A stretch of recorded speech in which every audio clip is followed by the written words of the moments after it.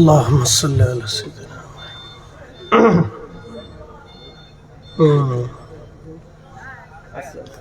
السلام عليكم ورحمة الله وبركاته مغفرة السلام ورحمة الله وبركاته সবাই কেমন আছেন? আলহামদুলিল্লাহ মাশাআল্লাহ মাশাআল্লাহ। একটু ভিতরেটা একটু বাড়াইতে হবে, আর একটু বাড়াই না। হ্যাঁ ঠিক আছে, প্রয়োজন এই বক্স একটু ঘুরে দিলে হবে। এটা হালকা হালকা এদিকে, পিছের দিকে একটা হলে চলবে, একটা হলে চলবে। হ্যাঁ একদিকে সোজা সোজা সাউন্ড দিলে এটাই এখানে ক্যাচ করবে, ঝামেলা করবে। হয়তো এদিকে এদিকে এদিকে সোজা সোজা। ঠিক আছে, হ্যাঁ ঠিক আছে।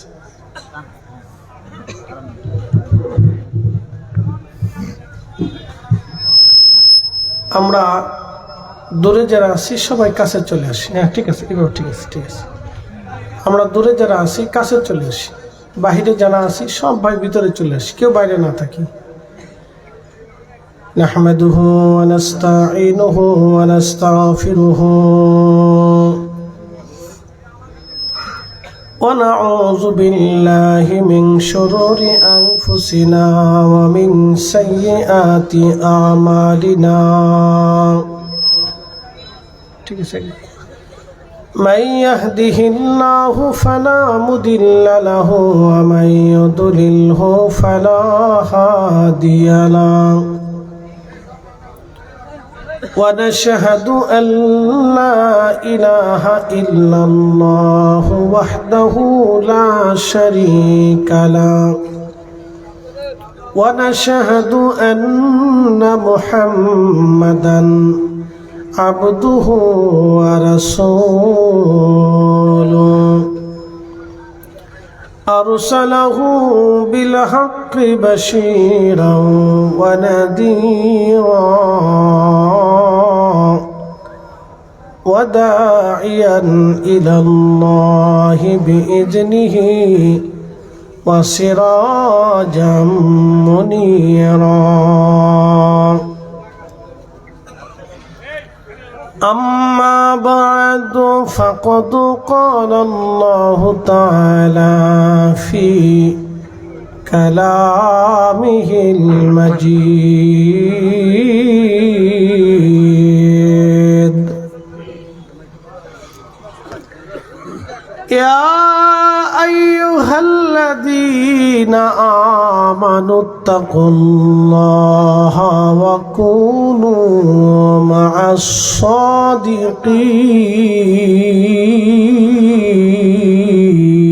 الصادقين.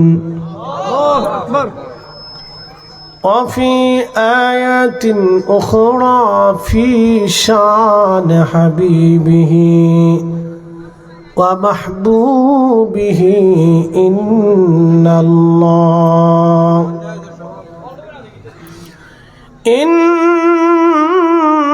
الله وملائكته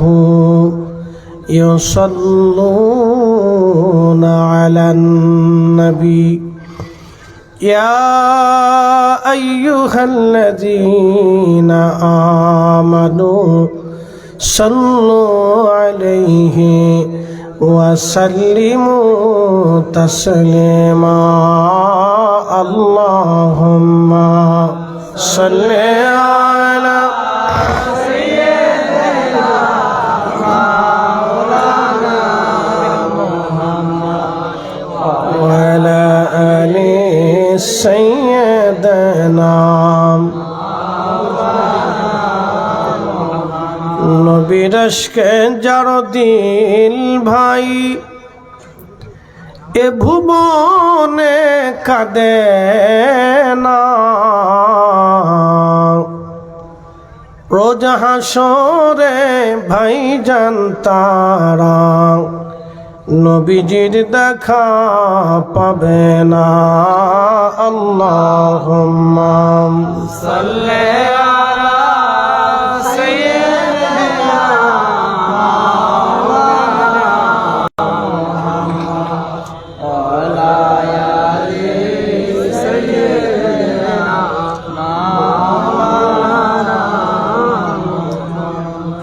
বাড়ি বাড়ি কররে মন এ বাড়ি ঘর তোমার নাম, যেই বাড়িতে শুইবারে মন, কবর তাহার ঠিকানা। আল্লাহুম্মা সাল্লি আলা সাইয়্যিদিনা মাওলানা ওয়া আলা আলি সাইয়্যিদিনা। একটু জবান খুলে জিকিরে লা ইলাহা ইল্লাল্লাহ, জোরে লা ইলাহা ইল্লাল্লাহ, ও লা ইলাহা হাসবি রাব্বি জাল্লাল্লাহ, মা ফি কলবি গায়রুল্লাহ। আহা নূর মুহাম্মদ সাল্লাল্লাহ, বলি নূর মুহাম্মদ সাল্লাল্লাহ, বলি লা ইলাহা ইল্লাল্লাহ, লা ইলাহা ইল্লাল্লাহ, হক লা ইলাহা ইল্লাল্লাহ, হক লা ইলাহা ইল্লাল্লাহ, লা ইলাহা ইল্লাল্লাহ মুহাম্মাদুর রাসূলুল্লাহ সাল্লাল্লাহু আলাইহি ওয়াসাল্লাম। শাহনশাহী তরিকত হযরত মাওলানা শাহ সুফি খাজা বাবা ফরিদপুরি কাদ্দাসাল্লাহু সিররাহুল আজিজ, তিনার আশিকিন, জাকিরিন, শাকিরিন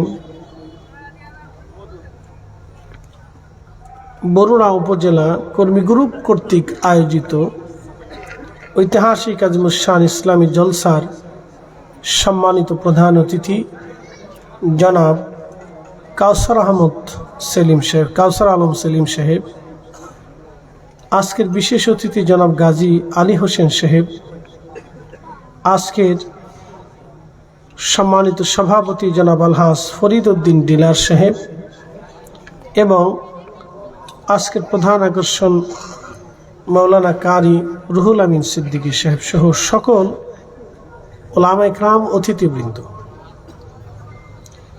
জনাব হাফিজ মাওলানা আব্দুল হাই সাহেব, মাওলানা হেদায়েতুল্লাহ তানভীর সাহেব, হজরত মাওলানা রহমতুল্লাহ সাহেব, হাফিজ অলিউল্লাহ সাহেব, মাওলানা হান্নান সাহেব, মাওলানা শফিকুল ইসলাম সাহেব সহ সকল উলামা ইকরাম, আমন্ত্রিত অতিথিবৃন্দ, এলাকার গণ্যমান্য ব্যক্তিবর্গ। এই আর একটু বাড়াই দাও, কিপটেমি করো না, বাড়াও।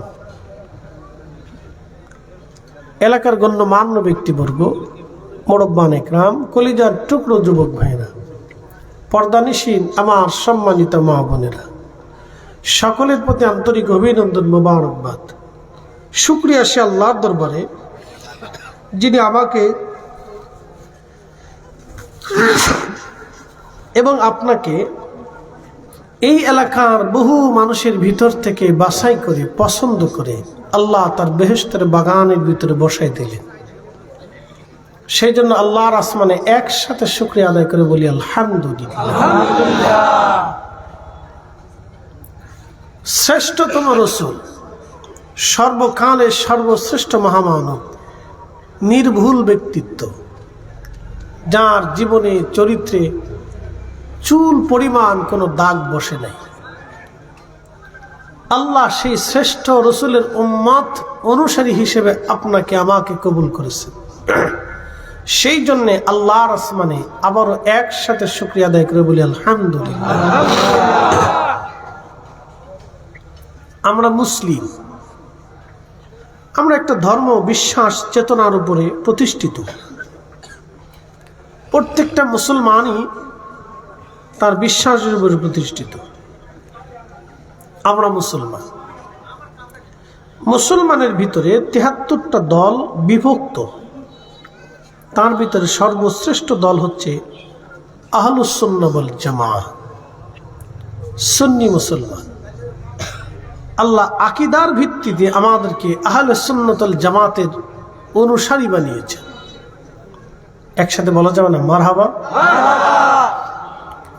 পৃথিবীতে বহু ধর্ম আছে, প্রত্যেক ধর্মই তার বিশ্বাসের উপরে প্রতিষ্ঠিত। পৃথিবীতে বহু দেশ আছে, প্রত্যেকটা দেশেরই তার নিজস্ব সাংবিধানিক রুলস আছে। বাংলাদেশ গণপ্রজাতন্ত্রী বাংলাদেশ সরকার, তার একটা সাংবিধানিক নিয়ম আছে। এই সাংবিধানিক নিয়মের উপরে এই গণতান্ত্রিক দেশটা প্রতিষ্ঠিত। যদি এদেশে ইসলামী আইন প্রতিষ্ঠিত হয় তাহলে সেটা ইসলামিক আইনের ভিত্তিতে তখন দেশ পরিচালিত হবে। এখন যেহেতু এটা গণপ্রজাতন্ত্রী বাংলাদেশ, অতএব তার একটা সাংবিধানিক আইন আছে। এই সাংবিধানিক আইনের উপরে এ দেশটা পরিচালিত হয়। আমাদের পার্শ্ববর্তী একটা দেশ ভারত, তারও একটা সাংবিধানিক আইন আছে। তার পার্শ্ববর্তী একটা দেশ পাকিস্তান, তারও একটা সাংবিধানিক আইন আছে। পার্শ্ববর্তী দেশ চীন, তারও একটা সাংবিধানিক রুলস আছে। এই রুলসে তার দেশ সে পরিচালিত হয়। তো প্রত্যেক সংগঠন তাদের রেজুলেশন আছে, তারা তাদের রেজুলেশন ভিত্তিক পরিচালিত হয়।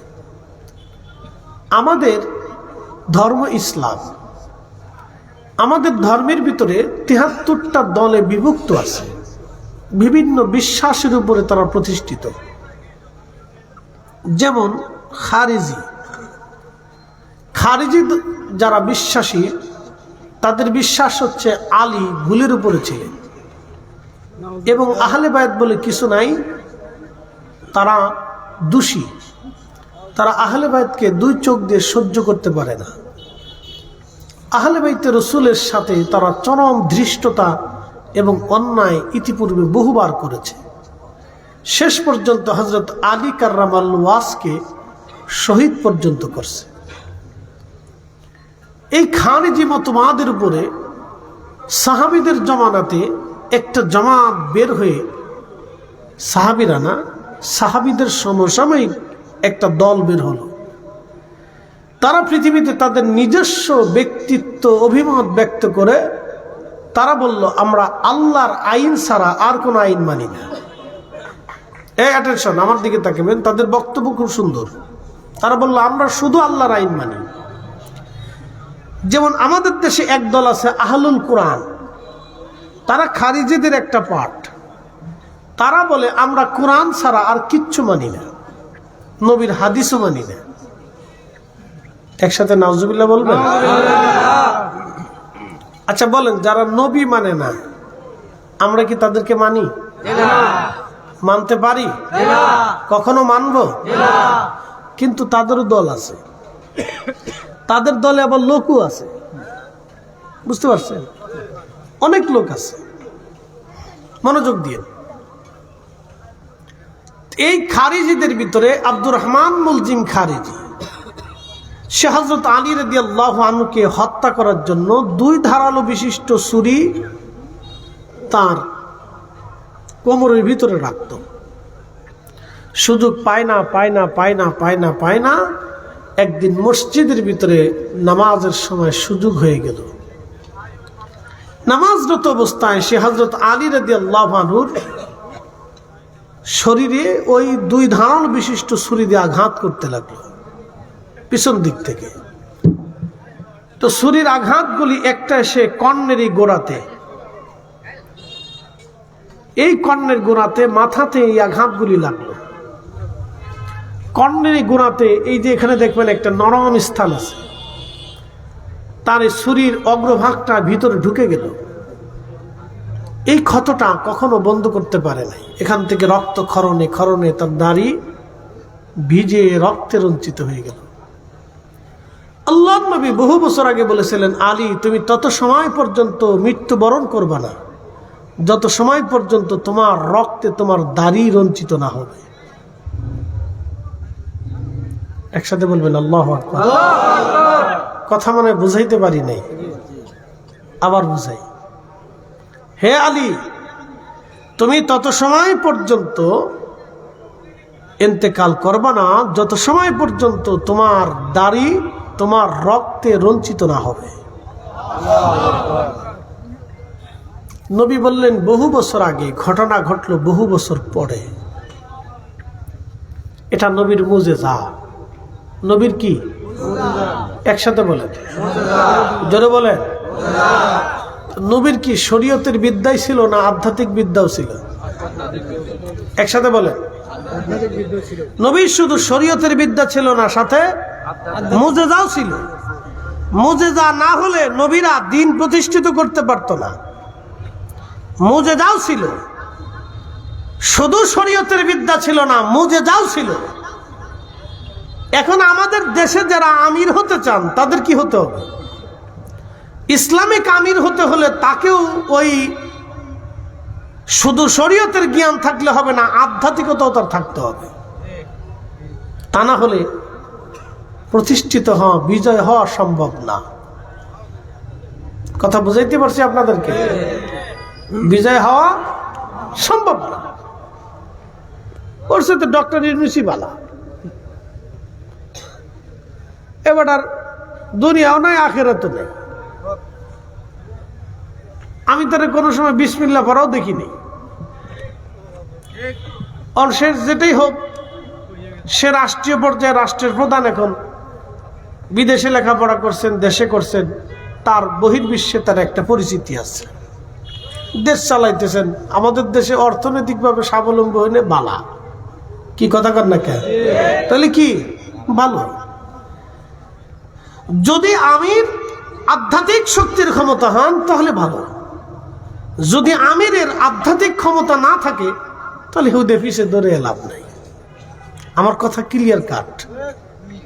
আমরা শাহজালালকে ভালোবাসি, দেশে বহু শাহজালাল পড়ে রয়েছে, কি কথা কর না কেন? হাজার হাজার শাহজালাল পড়ে রয়েছে। আমরা সিলেটের শাহজালালকে কেন ভালোবাসি? শুধু শরীয়ত ছিল না, আধ্যাত্মিকতাও ছিল। শুধু দিনই ছিল না, কারামতও ছিল। কথা কর না কেন? ঠিক কিনা? দেশে বহু শাহজালাল আছে। খাজা মাইনুদ্দিন চিশতি আজমেরি সানজারি, মাইনুদ্দিন দেশে বহু আছে। আমার এক দোস্ত মাইনুদ্দিন আছে, ক্লাসমেটও ছিল মাইনুদ্দিন। আমি তো জীবনে ওই মাইনুদ্দিনের খোঁজ নেই না, কিন্তু খাজা বাবা আজমেরি মাইনুদ্দিনের লেগে পাগল কেন?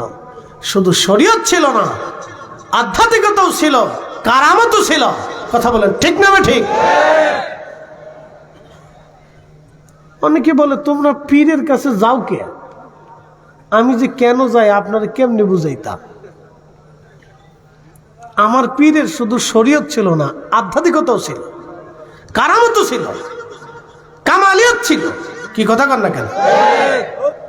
কামালিয়ত থাকার কারণেই তো যাই, তাহলে তো দরকার নাই ওনার সাথে।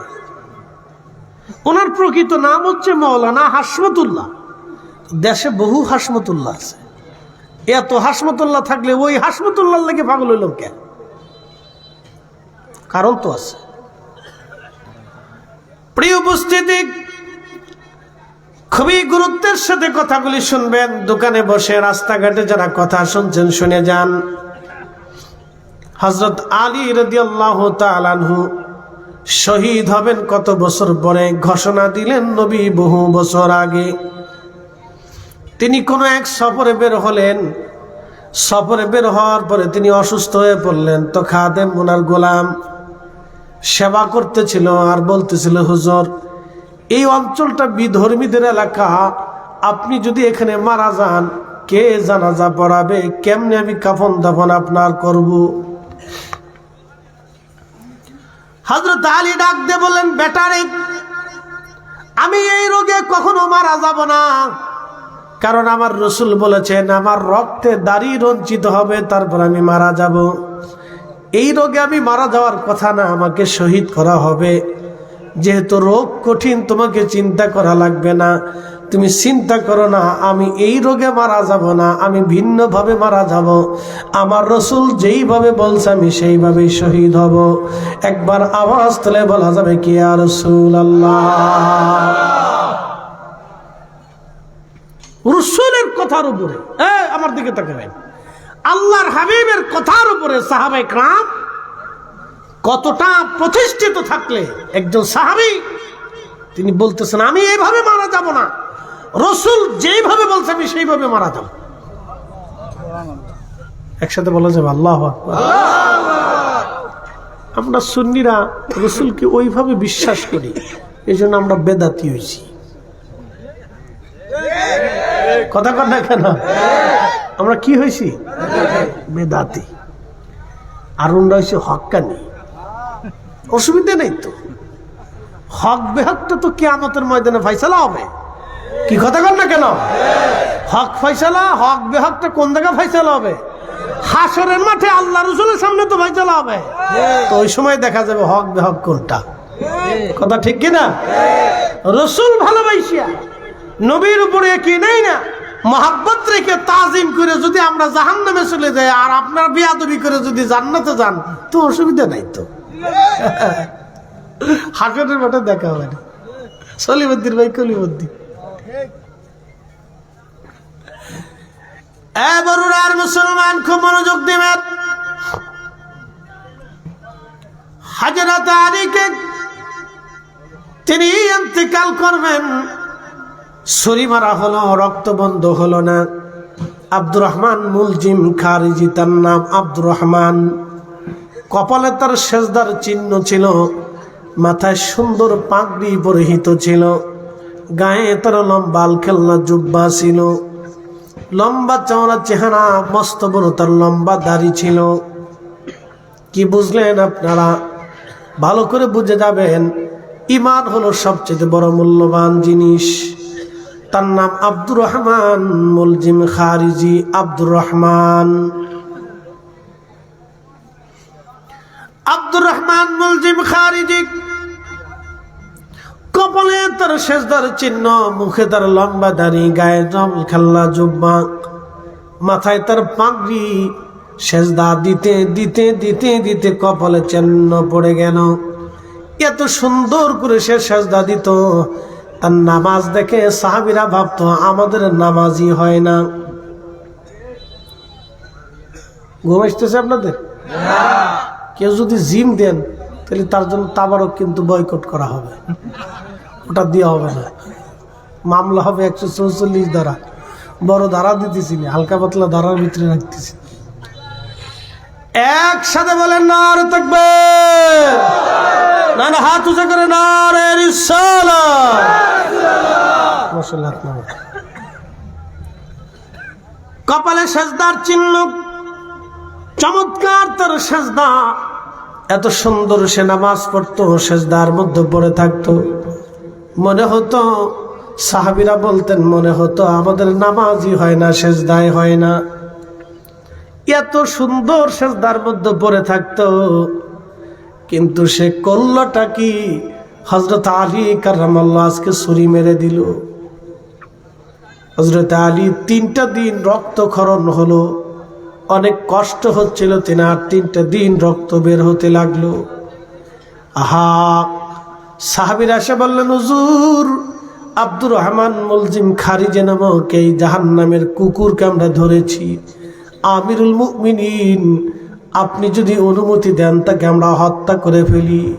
হযরত আলী রাদিয়াল্লাহু আনহু ডাক দিয়ে বললেন, দেখো আল্লাহর আইন অনুযায়ী আমি শহীদ না হওয়া পর্যন্ত তোমরা তাকে হত্যা করতে পারো না।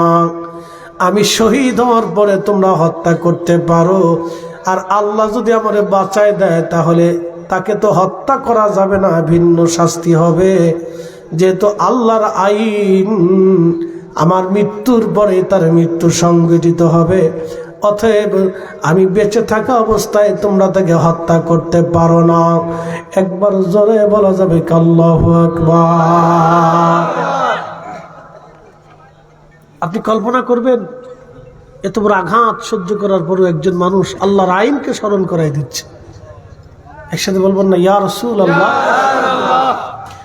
এই জন্য আল্লাহর নবী ডাক দিয়ে বলেন, ফাআলাইকুম বিসুন্নতি ওয়া সুন্নাতিল খুলাফায়ে রাশিদিন আল মাহদিন। তোমরা আমি নবীর সুন্নাহ মেনে চলবা। আমি নবীর সুন্নাহ মানার পরে তোমরা আমার খুলাফায়ে রাশিদিন আল মাহদিন হেদায়েত প্রাপ্ত খলিফা আবু বকর, ওমর, উসমান, আলী, এই চারজনের সুন্নাহ তোমরা মেনে চলবা। একবার জোরে বলা যাবে আল্লাহু আকবার।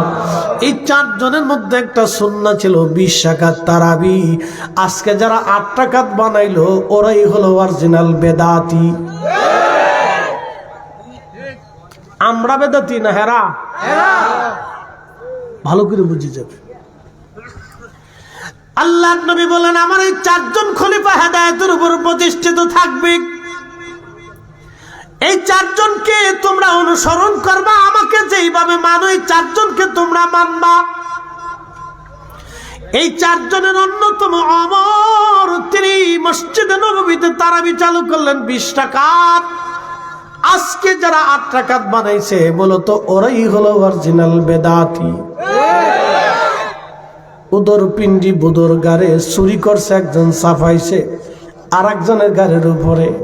আমরা হলাম অরিজিনাল সুন্নতি, এরাই হলো অরিজিনাল বেদাতি।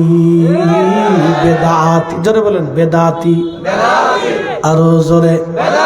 জোর হয় না কেন? জোরসে বলো, আরো জোরে। বুঝতেই অসুবিধা? শরীরে সোর কইলি, সোর যদি মনে করে যে আমার শরম লাগে তো কিছু করার নাই। শরীরে তো সরি কইতে হবে, শরীরে কি দুলাবে কমু?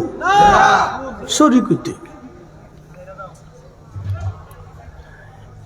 বরুড়ার মুসলমান মনোযোগ দিবেন। হাজিরিন, হযরত আলী কাররামাল্লাহু ওয়াজহ তখনও বলতেছি আল্লাহর আইন অনুযায়ী তোমরা তাকে হত্যা করতে পারো না, আমি শহীদ হওয়ার পরে তোমরা হত্যা করতে পারো। একজন লোককে ছুরি মারা হলো, মুমূর্ষ, রক্তক্ষরণ হচ্ছে, তখনও আল্লাহর আইনকে তিনি স্মরণ করিয়ে দিলেন। তিনি আলী কাররামাল্লাহু ওয়াজহ। আল্লাহ আল্লাহ আল্লাহ, আমার নবীজি বলেছেন আমার উম্মতেরা রে, আমার উম্মত তোমরা শোনো, আমার আলীকে ভালোবাসলে আমি নবীকেই ভালোবাসা হবে। আমার আলীকে যদি কষ্ট দাও তো আমি নবীকেই কষ্ট দেওয়া হবে। হযরত আলী 10 বছর বয়সে কালেমা পড়েছিলেন। হেরেমের ভিতরে তার জন্ম হয়েছিল। নবীজি বলতেন আমার আলীর শরীরে কোনোদিন সারাবিয়াত, খারাবিয়াত, নাপাকি, হারামি কোনদিন আমার আলীর শরীরে লাগে নাই। একসাথে বলা যাবে কি মারহাবা? হযরত আলীর সাথে ফাতেমার বিয়ে হবে।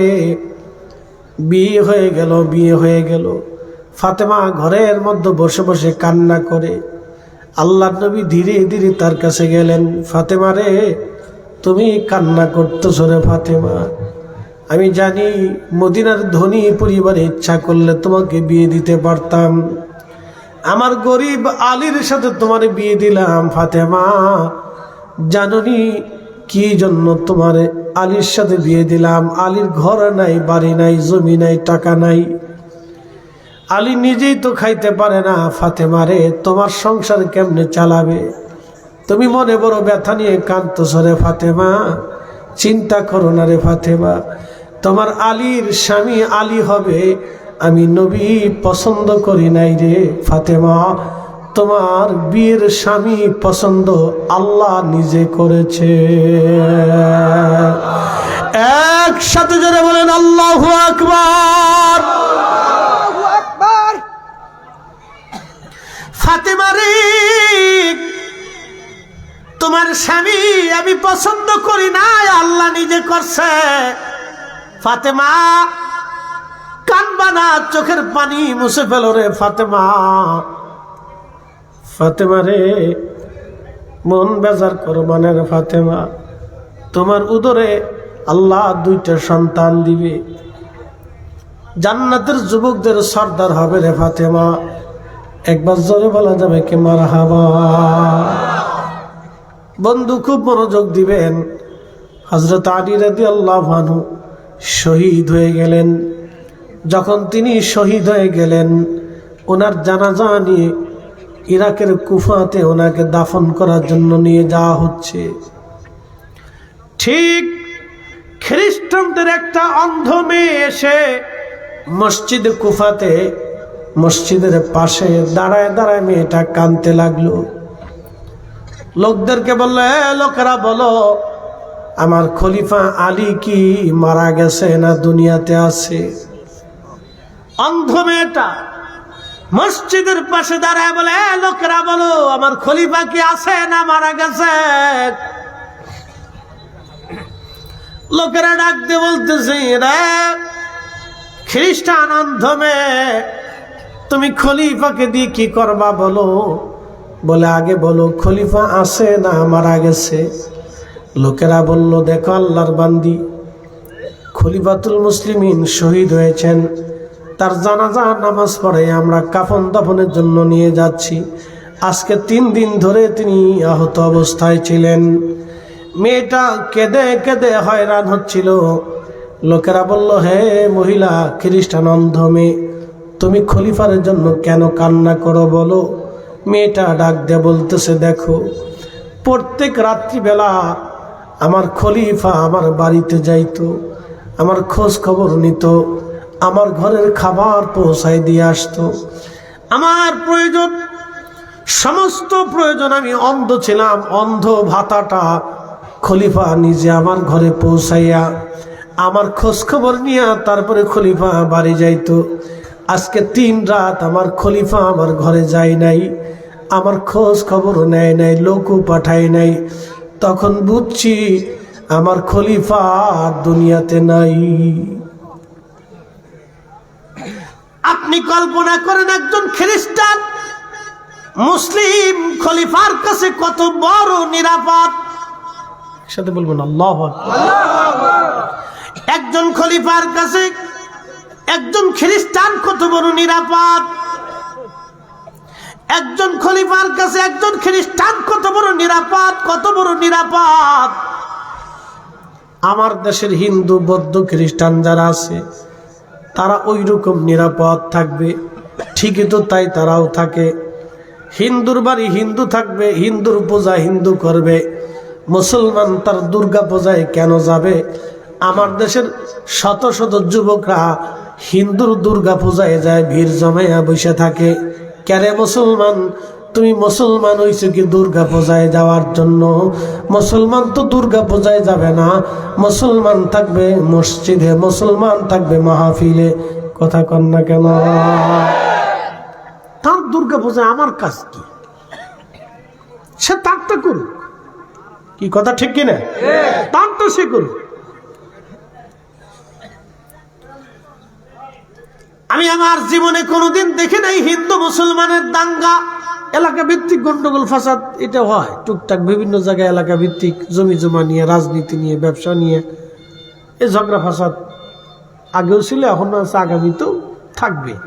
ঝগড়া ফাসাদ কোনোদিন বন্ধ হইত না। পৃথিবীর যত উন্নতই হোক ঝগড়া ফাসাদ থাকবেই, ওই লেগেই থাকবে। ওটা শয়তান যতদিন আছে ততদিন মনে করেন যে বাসাবাসি চলবেই। কে কারে বাস দেবে খালি চিন্তা, এটি শয়তানে খালি লড়াইতে থাকে, বুঝতে পারছেন? তো ঝগড়া ফাসাদ চলবে। কিন্তু হিন্দু মুসলমানের দাঙ্গা বাংলাদেশে আমি কোনোদিন দেখি নাই। যে এই জেলার হিন্দু ওই জেলার হিন্দুর বাড়ি ঘর পুরাই দিছে, এই সারা বাংলাদেশে পিটি পিটি মারামারি চলছে, এরকম দেখি নাই কোনোদিন। এটা কোনোদিন দেখিনি। এটা ভারতে দেখছি। কি কথা কর না কেন?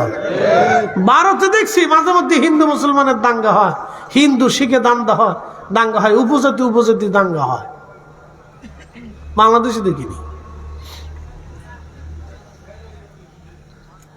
আমরা সবাই সহাবস্থানে থাকি, একভাবে চলি।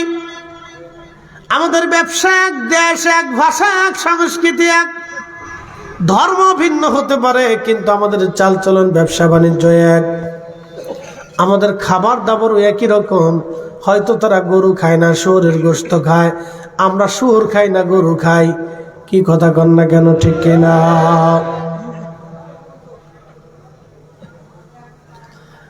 মুসলমান খুব মনোযোগ দেবেন বাবাজি। কিন্তু ইসকনের হিন্দুরা উগ্রবাদিতা ছড়াচ্ছে। ইসকন এরা উগ্রবাদিতা ছড়াচ্ছে। আমাদের ধর্মে যেমন উগ্রবাদী আছে না, জঙ্গি জঙ্গি জঙ্গি জঙ্গি ভাব আছে না, ওরকম কিছু ইস্কন হিন্দুদের ভিতরে এরকম জঙ্গি জঙ্গি ভাব হয়েছে আর কি, মানে শরীর একটু গরম হয়েছে আর কি। এত জানে না যে বাংলাদেশে আমরা যদি তাদের দোকান থেকে মাল না কিনি, তার দোকানে কোনো কাস্টমারই নেই। কি কথা কন না কেন? এত ভাব নেওয়ার তো কিছু নাই। ইস্কন যদি মনে করে যে আমরা বাংলাদেশের মুসলমানদের সাথে লড়াই করব, এটা ভুল ধারণা। ও ছাতা তো আমরা গুনি না। কি কথা কন না কেন? ওগুলো আমরা ফাতেই রাখি না। তাদের একটু শরীর গরম হইতেছে, তারা বুঝাইতে চাইতেছে আমরা হিন্দু মুসলমান একটা মারামারি করি, এটা করবার চাই না, আমরা তা করবার না। কি কথা কন না কেন? আমরা আমাদের বাজারে হিন্দু মুসলমান সবাই একসাথে মিলেমিশেই ব্যবসা করি। কি কথা কন, ঠিক কিনা? করেই যাবে। এটা আমরা অসাম্প্রদায়িক বাংলাদেশ, এগুলো আমাদের দেশে চলে না। আমরা দরবারে হিন্দু যায় না? কি কথা কন না কেন? যায় না? যাবে তো, যাবে তো তারা। কারণ শান্তি যেখানে সেখানে তো সবাই যাইতে চায়, অশান্তি সেখানে কেউ যাইতে চায় না। আসবে। তাদেরকে কি আমরা খাবার দেই না?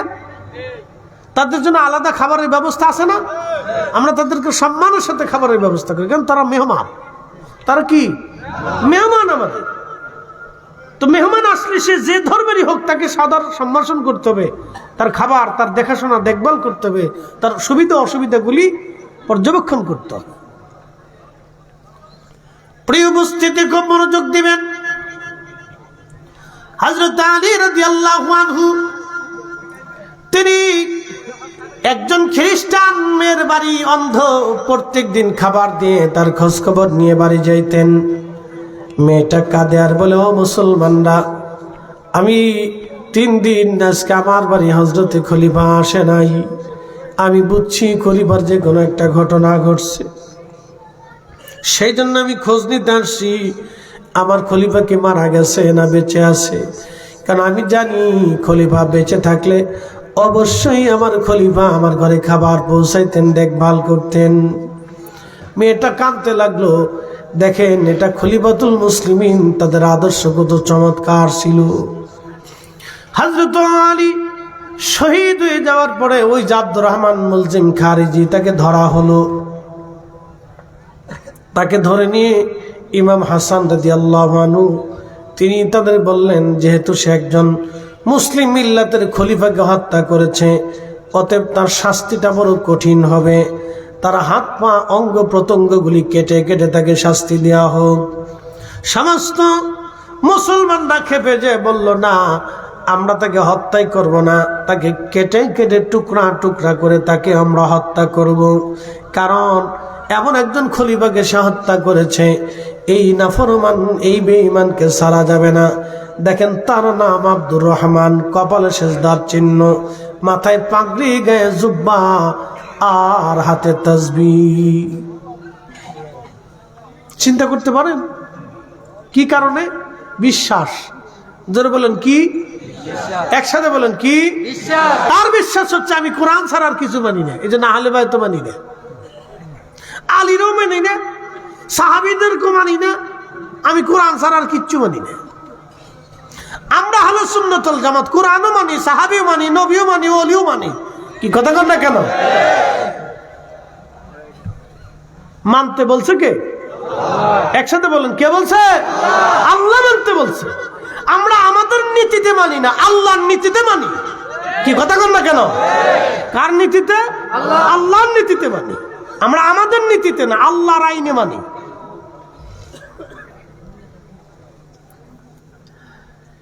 আব্দুর রহমান মুলজিম খারিজির হাত কাটা হলো। হাত কাটার সময় সে তখন জিকির করে, আল্লাহ আল্লাহ আল্লাহ আল্লাহ আল্লাহ আল্লাহ। দেখেন কত বড় জিকির করনে ওলা, বুঝতে পারছেন? দেখেন, এই জন্য আপনাদেরকে ইমান বিশুদ্ধ রাখতে হবে। 73 ফেরকার ভিতরে 72 ফেরকা বাতিল, একটা ফেরকা জান্নাতি। কথা কন না কেন? ঠিক কিনা? কয় ফেরকা? এক দল জান্নাতি। হযরত আলী রাদিয়াল্লাহু আনহুর হত্যাকারী আব্দুর রহমান মুলজিম খারিজের হাত যখন কাটা হয়, তখন সে আল্লাহ আল্লাহ আল্লাহ আল্লাহ জিকির করতেছে।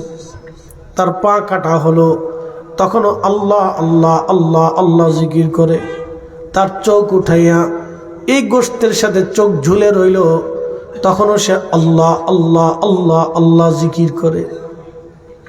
আচ্ছা আপনারা বলেন, তার এই আল্লাহ জিকির কি তার জান্নাতে নেবে? বুঝে বলছেন না, না বুঝে বলছেন?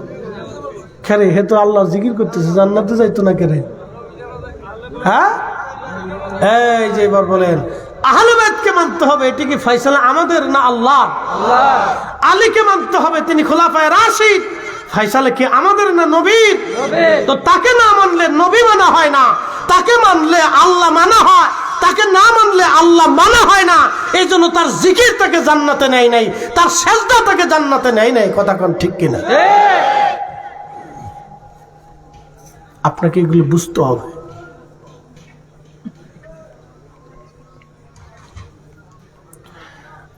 হাজিরিন, মনোযোগ দিবেন।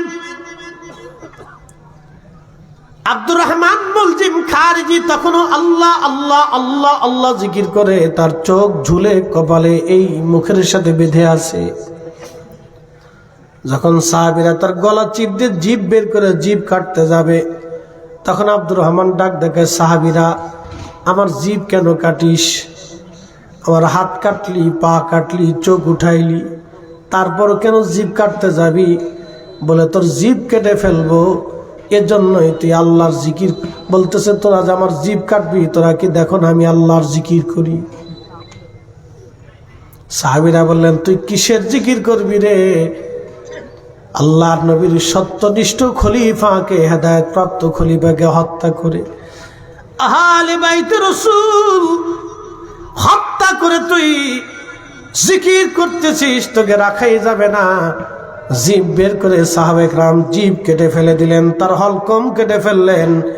একবার জোরে বলা যাবে আল্লাহু আকবার। জাহান্নামের কুকুরটা জাহান্নামে চলে গেল। তার ঈমান, তার কালেমা, তার নামাজ, তার জিকির তাকে জান্নাতে নিতে পারে নাই, জান্নাতে নিতে পারে নাই, জান্নাতে নিতে পারে নাই। কথা কন না কেন? ঠিক কিনা? যার কারণে গত সৃজন রে দেখো চন্দ্র সূর্য তারা শূন্য ভরে। আমার দেশে আর এক দল আছে শিয়া। নাম কি? জোরে বলেন, জোরে জোরে জোরে জোরে। খারিজির পরে হলো শিয়া। এই শিয়াদের আবার একটা আকীদা হলো, আমরা আলীকে মানি, কিন্তু আবু বকর, ওমর আর ওসমান এই তিনজন আলীর সাথে গাদ্দারি করছে। কি বুঝলেন? তারাই সত্যনিষ্ঠ তিনজন খলিফাকে অস্বীকার করলো, আর খারিজেরা একজনকে অস্বীকার করলো। খারিজেরা একজনকে অস্বীকার করে জাহান্নামে চলে গেল, আর শিয়ারা তিন খলিফাকে অস্বীকার করে জাহান্নামে চলে গেল। কি কথা কন না কেন? শিয়াদের বিশ্বাস হচ্ছে আবু বকর, ওমর আর উসমান তিনজনে হযরত আলীর সাথে গাদ্দারি করেছে। খলিফা হওয়ার কথা ছিল আলী, কিন্তু খলিফা তারা তিনজনে হইছে। কি বুঝলেন? নাউজুবিল্লাহ বলেন। না না, আসতে হয়ে গেল কেন? একসাথে জোরে বলেন। আচ্ছা বলেন, আবু বকর সিদ্দিক আমরা বলছি না নবী বলছে? জোরে বলেন। আল্লাহর নবী মদিনাতে, কোন জায়গা? মদিনাতে মসজিদে নববীতে খুতবা দিতেছে। 7 দিন পর্যন্ত মদিনার ভিতরে কোনো খাবার দাবার নাই। টাকা আছে কিন্তু খাবার নাই, টাকা আছে কিন্তু বাজারে চাল নাই, গম নাই, জব নাই, রুটি নাই, কিচ্ছু নাই। 7 দিন পর্যন্ত মদিনায় কান্না এসে গেল। দুঃখে দুঃখে, অভাবে অভাবে বাচ্চারা খোদায় কান্নাকাটি করে। বড় অভাব মদিনার মধ্যে লেগে গেল। বহির্বিশ্ব থেকে কোনো পণ্য সামগ্রী মদিনায় নাই। আল্লাহর নবী খুতবা দিতেছিলেন, ঠিক এমন সময় একজন ঘোষক এসে বলছে, শুনছো মদিনাবাসী, মদিনাতে বাহির থেকে পণ্য সামগ্রী নিয়ে লোকেরা সিরিয়ার থেকে মদিনার বাজারে ঢুকছে।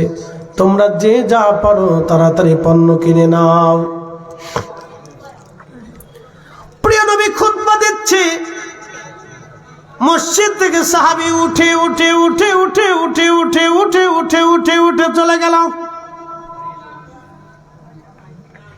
সব সাহাবী চলে গেল, মাত্র 10 জন বসা। কয়জন? যারা বলেন কয়জন? এখন যদি মনে করেন তাবারক দেওয়া হয়,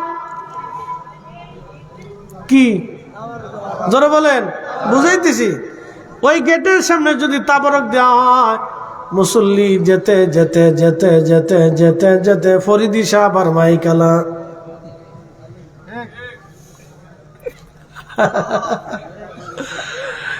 আপনারা ঠিক করলো ঠিক, না ঠিক করলো ঠিক। ওই করে যদি দেখছি দুই বাড়ি দিয়ে খালি একটা একটা করে প্যাকেট দিয়ে দেওয়া হয়, তো দেখবেন যে ফরিদি সাহেব আর মাইকেলা বসে রয়েছে। তুই বসে রয়েছিস, মাইক না থাকলে আমু যাইতাম গা।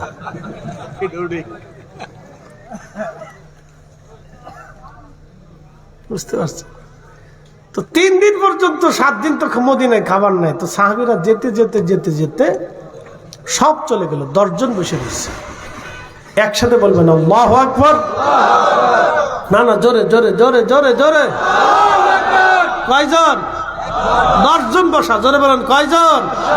নবীজি খুতবা শেষ করলেন। খুতবা শেষ করে আল্লাহর নবী বলেন, আবু বকর ফিল জান্নাতি, ওমর ফিল জান্নাতি, ওসমান ফিল জান্নাতি, আলী ফিল জান্নাতি, তালহা ফিল জান্নাতি, জুবাইর ফিল জান্নাতি, আব্দুর রহমান ইবনে আউফ ফিল জান্নাতি, সাদ বিন আবি ওয়াক্কাস ফিল জান্নাতি, সাঈদ ইবনে জুবাইর ফিল জান্নাতি, আবু উবাইদা ইবনে জাররাহ ফিল জান্নাতি, রিদওয়ানুল্লাহি তাআলা আলাইহিম আজমাইন। এই 10 জনকে নবীজি আশারায়ে মুবাশশারা বানায় দিলেন। দুনিয়ার থেকে নবী 10 জনকে সার্টিফিকেট দিলেন। একজন আবু বকর, ওমর, উসমান, আলী। এখন শিয়ারা বলে আবু বকর গাদ্দার, ওমর গাদ্দার, আলী গাদ্দার। তাহলে 3 জন যদি গাদ্দার হয়, তাহলে নবীর কথা কেমনে সত্য হয়? হয় নবী সত্যবাদী, নয় শিয়ারা সত্যবাদী। এখন আপনাদের কাছে যদি প্রশ্ন করি, আপনারা বলবেন আকাশ ভেঙে গেল নবী সত্যবাদী। কথা কন না কেন? ঠিক কিনা? শিয়ারা মিথ্যাবাদী, নবীজি সত্যবাদী। শিয়ারা মিথ্যাবাদী, নবীজি সত্যবাদী। শিয়ারা মিথ্যাবাদী। অতএব আবু বকর গাদ্দারি করতে পারে না, ওমর, উসমান গাদ্দারি করতে পারে না। তাদের খেলাফত হয়েছিল পরামর্শ ভিত্তিক। হযরত আলী নিজেও আবু বকরকে সমর্থন করেছিলেন, ওমর এবং উসমানকে হযরত আলী নিজেও সমর্থন করেছেন। অতএব শিয়াদের এই কথাটা হলো বাড়াবাড়ি, মিথ্যা তহমত। তারা খোলাফায়ে রাশিদিনকে বিতর্কিত করতে চায়। অতএব তারাও এক প্রকারের গাদ্দার। কথা কোন ঠিক কিনা? কথা বুঝাইতে পারছি আপনাদেরকে? হ্যাঁ, বুঝে যাবে। এটা খারিজি শিয়াদের মতবাদ আপনাদেরকে জানাইলাম। এবার আসেন মুতাজিলা। কি জেলা? মুতাজিলা। মুতাজিলার কয় আল্লাহ খাওয়ায়, আল্লাহ পড়ায়, আল্লাহ ঘুম পড়ায়, আল্লাহ সব, আল্লাহ অকাম করায়, আল্লাহ কুকাম করায়, আমার কি দোষ? দেখছেন যুক্তি কত সুন্দর। আল্লাহর হুকুম ছাড়া গাছের পাতা নড়ে না। তাহলে আল্লাহ আমারে খাওয়ায়, আমি যে মিথ্যা বলি আল্লাহ করায়, আমি যে জেনা করি আল্লাহ করায়। একসাথে নাউজুবিল্লাহ কইলেন না আপনারা? না না, জোরে জোরে বলেন, জোরে জোরে। চোরে চুরি করতে গেছে, গ্যারেজ তো ধরে ফিডাইতেছে। চোরে কয় ফিডাও কি লেগে? তোর কি সমা দেবো বেটা, ফিডে চুরি করতে আইছো? তুমি জানো না আল্লাহর হুকুম ছাড়া গাছের পাতা নড়ে না। আমি চুরি করতে এসেছি, তো আল্লাহর হুকুমই আইছি। গ্যারেজ তো আরো কায়দা মতো ফিডাইতেছে, ভালো করে কে নিতেছে বেটা, কারো বেশি করে মারতেছে কি লেগে? মারি বুঝোস নাই, আল্লাহ তোরে চুরি করতে পাঠাইছে, আর আমার আল্লাহ তোরে ফিডাইতে পাঠাইছে। বুঝছে? সোরেরও দলিল আছে, সোরেরও দলিল আছে। মুতাজিলাদের আকীদা হলো তুমি যেমনে নাচাও এমনি নাচি, ফুতুলের কি দোষ? ওই গানের ছন্দে আমাদের দেশে মুতাজিলা আকীদা ঢুকছে। তুমি যেমনি নাচাও এমনি নাচি, পুতুলের কি দোষ? কথা বুঝাইতে পারছি আপনাদেরকে? তুমি যেমনি নাচাও অমনি নাচি, পুতুলের কি দোষ? তার মানে আমি যে অকাম করি এটা আল্লাহ করায়, আমি যে মিথ্যা বলি এটা আল্লাহ করায়। নাউজুবিল্লাহ মিন যালিক। তাহলে সমস্ত দোষটা কার উপরে চলে গেছে? আল্লাহর উপরে চলে গেছে। যখন বান্দা আল্লাহকে দোষ দেয় তখন আর বান্দা বান্দার জায়গা থাকে না, বান্দা আজাজিলের জায়গায় চলে যায়। কি কথা কন না কে? বান্দা আজাজিলের জায়গায় চলে যায়, তখন বান্দা বান্দার জায়গা থাকে। এটা মুতাজিলাদের আকীদা, এরাও বাতিল। এইরকম পৃথিবীতে 72-73 ফেরকার ভিতরে 72টা দল বিপদে চলে গেল, ভ্রান্ত পথে চলে গেল। একমাত্র আহলে সুন্নাতুল জামাতে, পৃথিবীর যত ওলি সব ওলিরা আহলে সুন্নাতুল জামাতের ভিতরে। আহলে সুন্নাতুল জামাতের আকীদা ছাড়া কোনো মা ওলির জন্ম দিতে পারে নাই, কোনো মা ওলির জন্ম দিতে পারে নাই, কোনো মা ওলির জন্ম দিতে পারে নাই। কথা বলেন ঠিক কিনা? এই জন্য আব্দুর রহমান মুলজিম খারিজি জাহান্নামে চলে গেছে। কারণ কি? বদ আকীদার জন্য, মিথ্যা বিশ্বাসের জন্য। আমরা মুসলমান, আমাদের বিশ্বাস হবে মজবুত।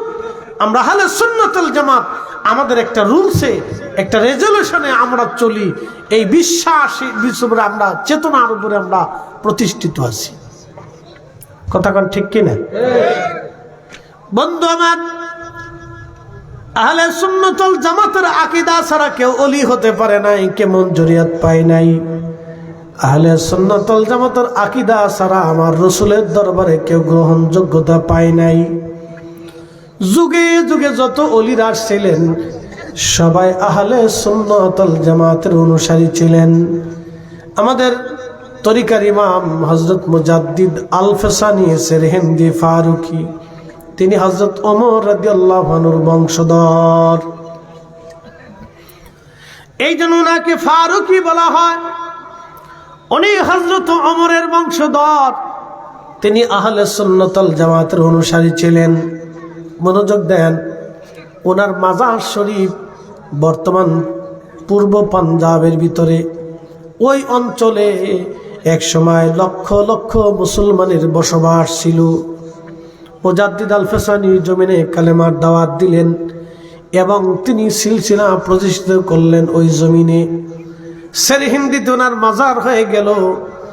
ব্রিটিশ আমলে ভারত মুসলমান এবং শিখদের মধ্যে বিরাট যুদ্ধ হলো।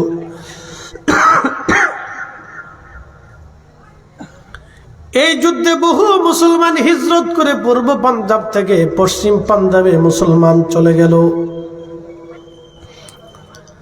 ওই অঞ্চলটা মুসলমান অধ্যুষিত ছিল, মুসলমান শূন্য হয়ে গেল। শুধু মুজাদ্দিদ আল ফসানি সেরহিন্দি একা পড়ে গেলেন। তিনার মাজারও মাত্র 2 জন খাদেম, আর কেউ নাই মাজারে। সারা অঞ্চলে কোনো মুসলমান নাই। তখন ওই দেশের শিখ ধর্মের যারা ছিল তারা চিন্তা করলো, মুসলমান তারাইছি, মুসলমান এই দরবেশের মাজার আর আমরা রাখবো না। মুসলমান এই দরবেশের মাজার ভেঙে ফেলবো আমরা।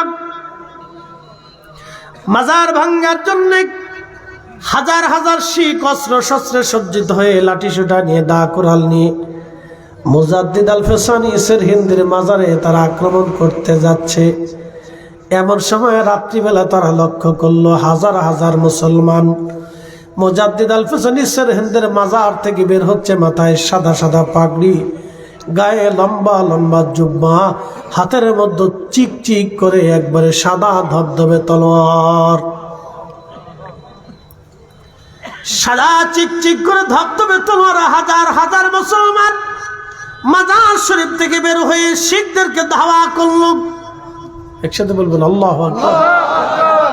অথচ ওই অঞ্চলে কোনো মুসলমানই নাই, মাজারে মাত্র 2 জন খাদেম, আর কেউ নাই।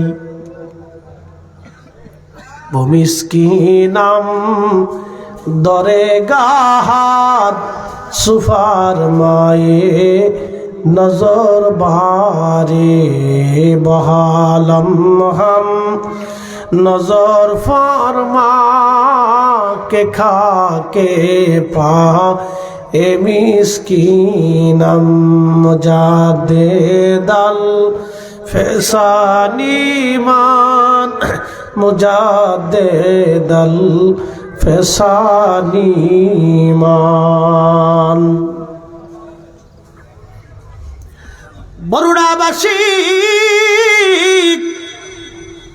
শেখেরা দৌড়ায় দৌড়ায় থানায় চলে গেছে।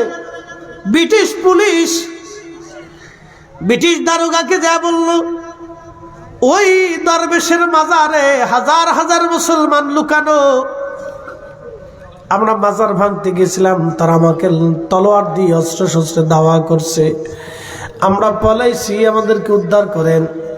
ব্রিটিশ পুলিশ বলল রাত হয়ে গেছে, রাত্রিবেলা যাওয়াটা নিরাপদ না, তাহলে সকালবেলা যাব। ব্রিটিশ পুলিশ সকালবেলা শিখদেরকে নিয়ে এসে দেখে মাজারে কেউ নাই, মাত্র 2 জন খাদেম বসে আছে। একসাথে বলবেন আল্লাহু আকবার। মানুষ কয়জন? জোরা বলেন, মানুষ কয়জন? বাকিরা আসলো কোথার থেকে? ওলিদের হেফাজতকারী আমার আল্লাহ। জোরে বলেন, কথা বলেন না কেন? জোরে বলেন। উগ্র হিন্দুত্ববাদ ইসকন ওরা বলতেছে খাজা বাবা আজমিরের মাজারের দরগাতে হিন্দু মন্দির ছিল, এই মন্দিরের কথা বলে খাজা বাবা আজমিরের মাজার ভাঙতে চায়। ওরা জানে না খাজা বাবা আজমিরের মাজার ভাঙতে গেলে ভারতবর্ষে বিশ্বযুদ্ধ শুরু হয়ে যাবে। কথা কন না কেন? ঠিক কিনা?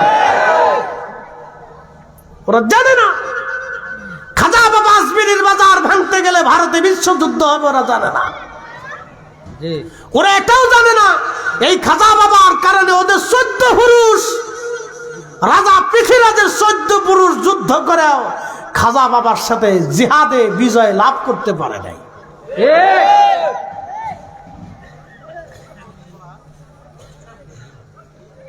মনে হয় গোলমোল খাইয়া কিছু শরীরে গরম হয়েছে আর কি, টের পাইতেছেন আর কি।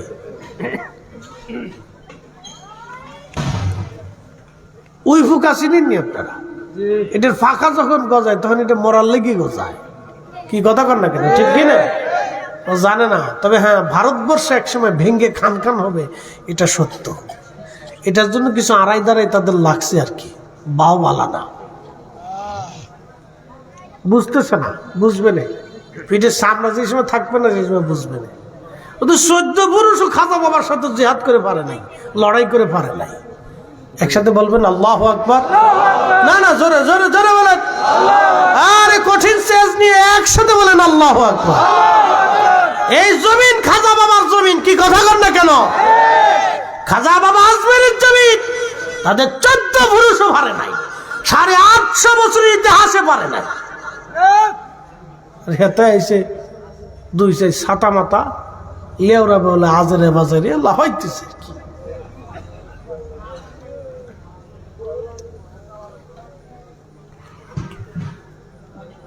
বরুড়ার মুসলমান খুব মনোযোগ দিবেন। সকালবেলা পুলিশ সেরহেন শরীফে যায় দেখতেছে মাত্র 2 জন খাদেম, আর কেউ নাই।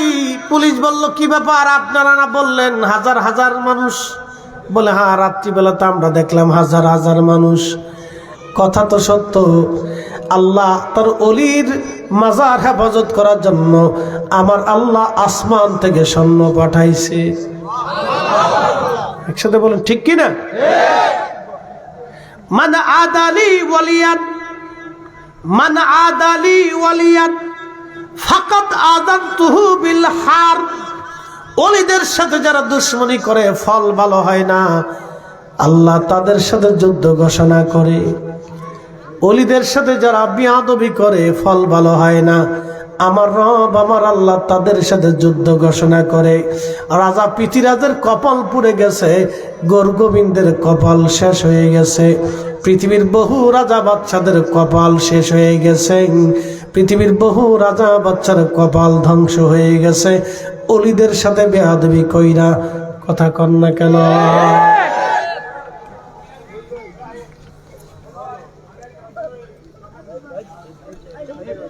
এই বুঝলি জি ভাইছে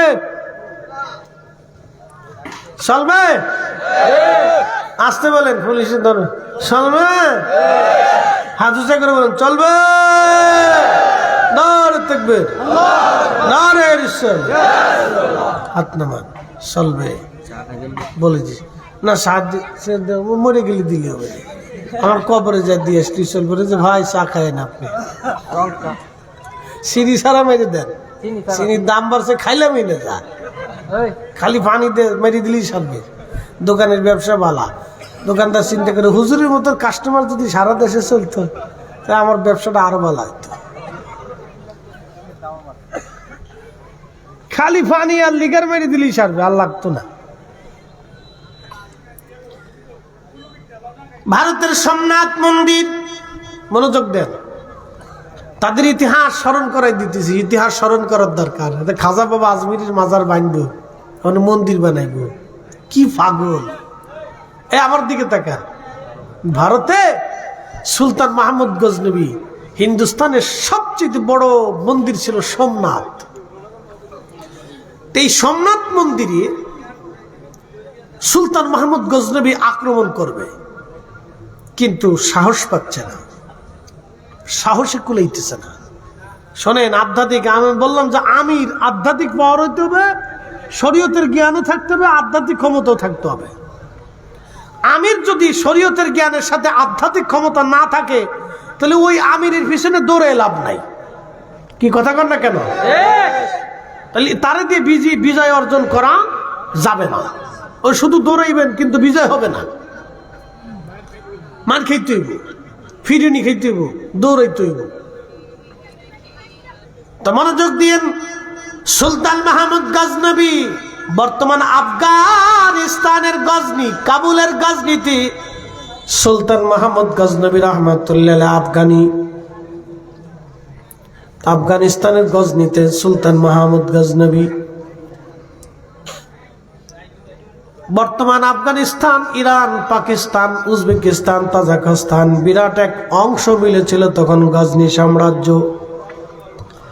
তো সুলতান মাহমুদ গজনবী চিন্তায় পড়ে গেলেন আমি যে আক্রমণ করব এই যুদ্ধটা তো সহজ যুদ্ধ হবে না অনেক বড় কঠিন হবে আর যুদ্ধের ব্যয়ভার হবে কঠিন বহু সৈন্য মারা যাবে বহু সৈন্য লাগবে এবং শক্তিশালী ফোর্স লাগবে ইমানি তেজওয়ালা ফোর্স লাগবে অনেক হিসাব করে চিন্তা করলেন তাও বিজয় অর্জন করা সম্ভব না কারণ সোমনাথ সনাতন ধর্মের মূল এটা দখল করতে হলে আমাকে অনেক বড় শক্তি নিয়ে আগাইতে হবে কিন্তু শুধু শক্তি থাকলে হবে না দোয়া লাগবে আধ্যাত্মিক এমন একজন দরবেশ লাগবে যার দোয়া নিয়ে যেতে হবে তার এজাজত ছাড়া গেলে হবে না সুলতান মাহমুদ গজনবী জানতে পারলেন এই পৃথিবীতে একজন আল্লাহর কামেল ওলি আছে তার নাম আবুল হাসান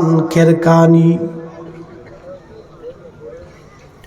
সুলতান মাহমুদ গজনবী সুদূর ইরানের খেরকান অঞ্চলে চলে গেলেন আবুল হাসান খেরকানি রহমাতুল্লাহের সাথে সাক্ষাৎ করার জন্য ইরানের খেরকান আফগানিস্তান থেকে রওনা দিয়ে তিনি ইরানে চলে গেলেন হুজুরের দরবারে ঢুকলেন আল্লাহর ওলি মুরাকাবায় বসা ছিলেন খাদেম হুজুরকে বাতাস করতেছিল তখন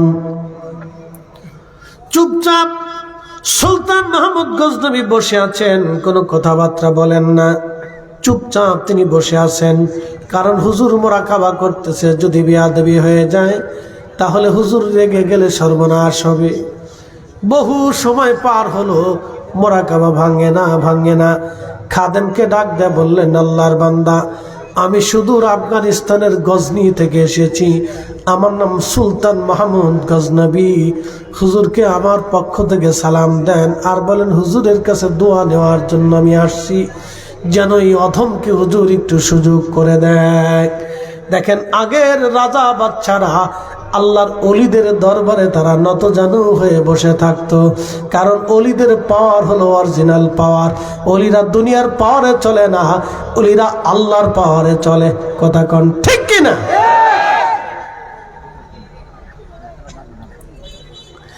ওলিদের পাওয়ার, আল্লাহর পাওয়ার। সুলতান মাহমুদ গজনবী চুপচাপ যে বসে আছে, খাদেম বলল ঠিক আছে আমি হুজুরের মোরাকাবা ভাঙ্গাচ্ছি, অপেক্ষা করেন। পিছন দিক থেকে খাদেম যে বসে গেলেন, হুজুরের মোরাকাবা ভাঙ্গাইলেন। হুজুর ডাক দিয়ে বলেন, বেটা মোরাকাবা কেন ভাঙ্গাইছে বলো?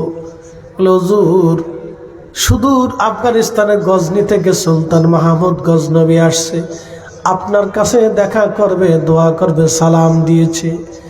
আল্লাহর ওলি ডাক দেয় বলেন, আরে বেটা রাজা বাদশাহ আমার দরবারে কেন আসছে? চলে যাইতে কহ, রাজা বাদশাহ দিয়ে আমার কোনো কাজ নাই। বেরোইতে কহ, চলে যাইতে কহ, ওটা আইছে কেন? যা চলে যাইতে কহ, রাজা বাদশাহ দিয়ে আমি কি তা করবো? একসাথে বলবেন না মারহাবা? আগের ওলিরা রাজা বাদশাহ দিয়েও কিছু মনে করতো না, ধুর চলে যা, তুই আছিস কেন?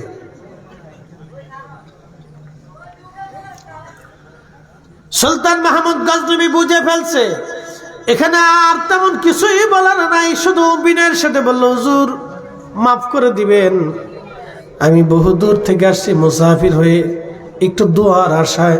বলে কি দোয়া লাগবে বলো? বলতেছে হুজুর ভারতের সোমনাথ মন্দির আমি আক্রমণ করব, দোয়া নেওয়ার জন্য আসছি। একসাথে বলবেন আল্লাহু আকবার।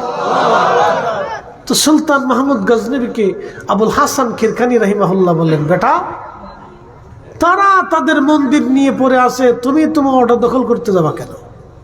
ওটা দিয়ে তোমার দরকার কি? তোমার কাজ তুমি করো, তাদেরটা তাদের করতে দাও। সুলতান মাহমুদ ডাক দিয়ে বলতেছে, হুজুর মন্দির দখল করা আমার অভিপ্রায় না, আমি মন্দিরটা এই জন্য দখল করতে চাই, আমি শুনছি, আমি জেনেছি কাবা শরীফে 360টা মূর্তি ছিল। হ্যাঁ আমি 360টা মূর্তি ছিল, ওই মূর্তি ভঙ্গাংশ আল্লাহর নবী ভেঙে ফেলে দিলেন। ভঙ্গাংশ অর্থাৎ ভাঙ্গা অংশখানা তারা এনে সোমনাথ মন্দিরে লাগিয়েছে। যেই মন্দির নবী ভেঙে ফেলেছে, যেই মূর্তি, সেই মূর্তি পৃথিবীর অন্য কোথাও থাকতে পারে না। অতএব সোমনাথ মন্দিরের মন্দির আমি রাখবো না, কারণ আল্লাহর নবী যেটা ভেঙেছে সেটা কোনো মন্দিরে রাখতে পারে না। সুলতান মাহমুদ গজনবী বলেন, হ্যাঁ ঠিক আছে। আবুল হাসান কিরকানি বলেন, তাহলে ঠিক আছে, কি করতে হবে? বলে হুজুর আপনার এজাজত এবং দোয়া লাগবে। বলতেছে, যা বেটা আমি এজাজত দিলাম, দোয়া করে দিলাম। সাথে নিজের গায়ের জুব্বা খুলে ফেললেন, খুলে দিয়ে বললেন, এই জুব্বাটা কাছে রাখবি। আমি আবুল হাসান কিরকানি তোমাকে বলতেছি, বেটারে জুব্বা কাছে রাখবি, যদি কখনো বিপদে পড়ে যাও, মুসিবতে পড়ে যাও, তাহলে জুব্বাখানা হাতের মধ্যে নিয়ে ওযু করে নামাজ পড়ে আমার মালিকের দরবারে হাত বাড়ায় বলবে, আল্লাহ এই জুব্বাওয়ালা যদি তোমার পছন্দের ব্যক্তি হয়, আমি আমাকে অমুক অমুক দাও, এটা দাও, সেটা দাও, তুমি যা চাবা আমার আল্লাহ তাই দেবে। আসতে গেল না? জোরে জোর হয় না কেন? জুব্বা কি ওলি? কথা কেন? জুব্বা ওলি? ওলির জুব্বা, ওলির কি জুব্বা? কি ওলি? ওলির জুব্বা। এই কাপড়ের কোনো দাম আছে? কোনো দাম নাই। যখন পাগড়ি হয়ে গেল তখন দাম হয়ে গেল। যদি এটা লেংটি বানাই দেন কেউ চুমা দেবে না, কিন্তু টুপি বানাইলে সবাই উঠে চুমা দিবে। কি কথা কন না কেন? বুঝে যাবেন আপনি। এই কাপড় দিয়ে লেংটি বানান, কেউ চুমা দিবে না, কিন্তু টুপি বানান, পরে গেলে মাথায় উঠাইয়া ঝাড়া দিয়ে পরিষ্কার করে চুমা দিবে। আরে টুপি পরে গেছে রে।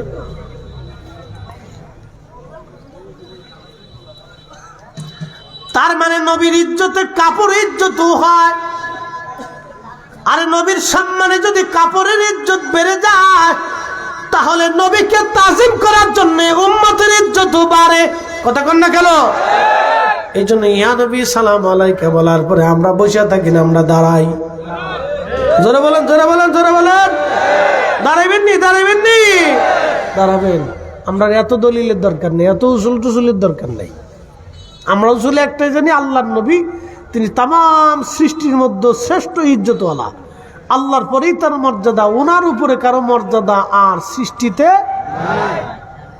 তো ওনাকে ইজ্জত দেওয়ার জন্য আর দলিল লাগে না, উনি নিজেই দলিল।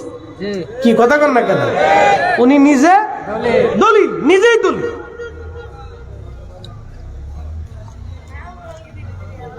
আবুল হাসান খেরকানি জুব্বা খানা দিয়ে বলেন, বেটা যাও জুব্বা খানা নি হাজরাতি সুলতান মাহমুদ গজনবী তিনি আফগানিস্তান ফিরে চলে আসলেন। চিন্তা করলেন এজাজত পাইছি, আর চিন্তার কারণ নাই। তলোয়ারের সাথে আধ্যাত্মিকতাও সেই দিন মুসলমানদের বিজয় দিয়েছে। আজকে আমাদের আধ্যাত্মিকতাও নাই, তলোয়ারও নাই, যার কারণে বাটাম সালাম চলতেছে। আর আধ্যাত্মিক ওলি যারা, তাদেরকে আমরা মানিও না, মানতেও চাই না, যার কারণে আরো বাটাম সালাম কপালে আছে। কথা কোন ঠিক কিনা? তলোয়ারও লাগবে, আধ্যাত্মিকতাও লাগবে। তলোয়ার এবং আধ্যাত্মিকতা দিয়ে মুসলমানদের বিজয় হয়েছে।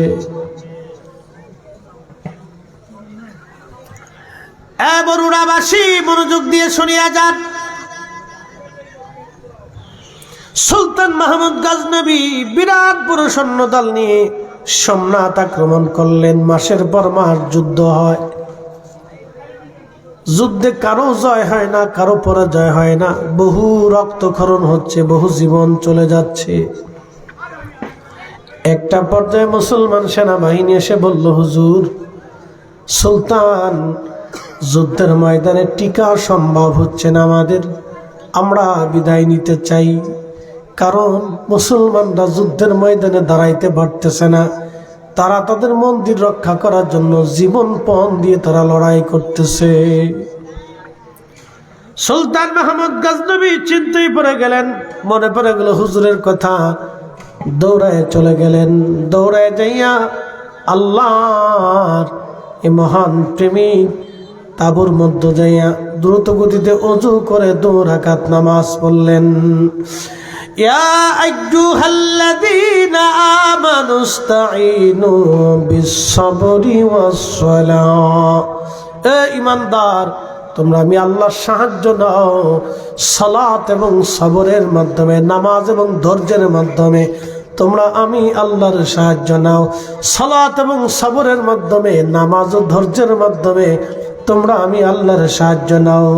ইন্নাল্লাহা মা'আস সাবিরিন, নিশ্চয় আল্লাহ ধৈর্যশীলদের সাথে থাকে।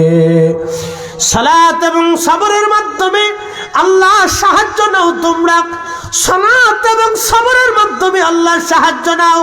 এই জন্য নামাজ পড়ে দোয়া, নামাজ পড়ে দোয়া, নামাজ পড়ে দোয়া, নামাজ পড়িয়া আল্লাহর দরবারে হাত বাড়াইতে হয়।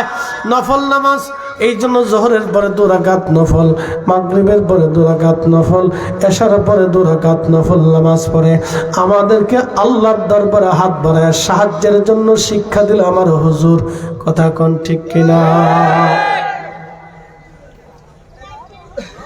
যুগ শ্রেষ্ঠ মহাবলী আমার মুর্শিদ মাওলানা, যুগ শ্রেষ্ঠ মহাকামেল আমার মুর্শিদ মাওলানা, এক নজর দেখলে যারে দিলের জ্বালা থাকে না। ওরে এক নজর দেখলে যারে দিলের জ্বালা থাকে না।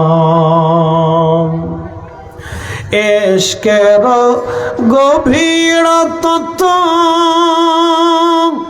যদি রে জানিতে চাও, প্রেমের গভীরতা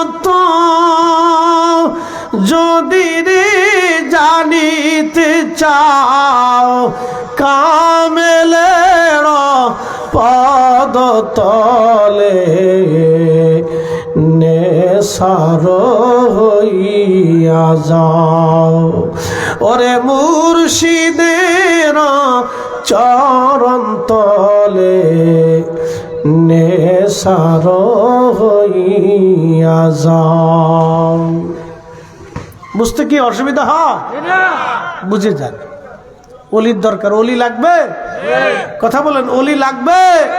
অলি লেগেছিল একদিন, অলি লাগছে একদিন, লাগছে আগামীতেও লাগবে। তাহলে দুই পদ্ধতিতে আল্লাহর কাছে সাহায্য নিতে হবে। একটা হলো সালাত আর একটা সবর। নামাজ পড়েই আল্লাহর দরবারে হাত বাড়াইতে হবে, নামাজ পড়েই হাত বাড়াইতে হবে। মনোযোগ দেন। সুলতান মাহমুদ গজনবী 2 রাকাত নামাজ পড়ে খোদার দরবারে হাত বাড়াইলেন। শুধু শূন্য হাত বাড়ান নাই, জুব্বাখানা হাতের মধ্যে নিয়ে হাত বাড়াইছে। বলবেন হুজুর আল্লাহর কাছে চাবো, আবার জুব্বার দরকারটা কি? আমার দিকে তাকান, প্রশ্ন আসে না এরকম যে আল্লাহর কাছে চাবো আবার জুব্বা লাগবে কেন? ঠিক আছে না? মদিনার ভিতরে দুর্ভিক্ষ লাগলো। অ্যাটেনশন, সহিহ বুখারীতে মদিনাতে দুর্ভিক্ষ লেগে গেল, প্রচন্ড দুর্ভিক্ষ। বৃষ্টি নাই, বৃষ্টি নাই, বৃষ্টি নাই। লোকেরা আম্মা জান আয়েশা সিদ্দিকার কাছে চলে গেলেন।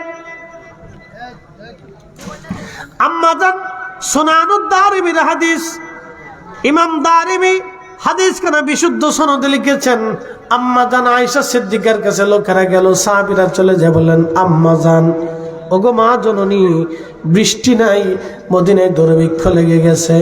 বৃষ্টি না হওয়ার কারণে ঘাস পাতাগুলি মরে গেছে, আর উট দুম্বা ছাগল ভেড়াগুলি দুর্বল হয়ে গেছে। উট দুম্বা ভেড়াগুলি দুর্বল হয়ে গেছে। হুজুর আম্মা জান, এখন আমরা কি করব বলে দেন। আম্মা জান আয়েশা সিদ্দিকা বললেন, ও নবী সাহাবীরা, আল্লাহর নবী রওজা মুবারকের উপরে যে ছায়া আছে, যে ছাদ আছে, এই ছাদ তোমরা ফাঁকা করে দাও। নবীজি রওজা মুবারকের উপর থেকে যখন ছাউনি সরাই দেওয়া হলো, আকাশ এবং রওজা বরাবর হয়ে গেল। আল্লাহু আকবার, আল্লাহর আকাশে মেঘ জমে গেল, অজর দ্বারা বৃষ্টি শুরু হয়ে গেল। একবার জোরে বলা যাবে আল্লাহু আকবার। কি শুরু হইলো? বৃষ্টি। আমার দিকে তাকান। আম্মা জান আয়েশা কি আল্লাহ চিনে না? ওই জমানা সাহাবীদের জমানা, সাহাবীরা কি আল্লাহ চিনে না? আম্মা জান আয়েশা রাসূলের সহধর্মিণী, তিনি কি আল্লাহর কাছে চাইলে আল্লাহ দেয় না? তাহলে রওজা শরীফের ছাদ ফাঁকা করার দরকার কি? নবী উসিলা, কি কথা কন না কেন? নবীজি উসিলা, এই উসিলা আম্মা জান নিজে ধরছে। এখন আমরা ধরি বিদায়, একদল আছে তারা বলতেছে আমরা চাবো আল্লাহর কাছে, আল্লাহ দিবে আমাকে। তো আল্লাহর কাছে চাইতে বেলায় মাঝখানে কোনো উসিলা আমার দরকার নাই। তাদের যুক্তি হলো, গরু যিনি বেচেন তিনি বিক্রেতা, যিনি কিনেন তিনি ক্রেতা, তো বেচা কিনার মাঝখানে যিনি সমন্বয় করেন তিনি দালাল। আমরা চাবো আল্লাহর কাছে, আল্লাহ সরাসরি দিবে, মাঝখানে উসিলা নামক কোনো দালালের আমাদের প্রয়োজন নাই। বুঝতে পারছেন? তারা উসিলাকে দালাল বানিয়ে ফেলছে। এখন বলেন, আম্মা জান আয়েশা রওজা শরীফের উপর থেকে ছাদ সরিয়ে দিলেন, তিনি আম্মা জান আয়েশা উসিলা মানছেন নবীকে। কি কথা কন না কেন? ঠিক কিনা? তার মানে যারা উসিলাকে দালালি বলে থাকে তারা মূলত নিজেরাই বেদাতি। যদি তারা বেদাতি না হয় তাহলে আম্মা জান আয়েশা নিজে বেদাতি হবে, সাহাবীরা বেদাতি হয়ে যাবে।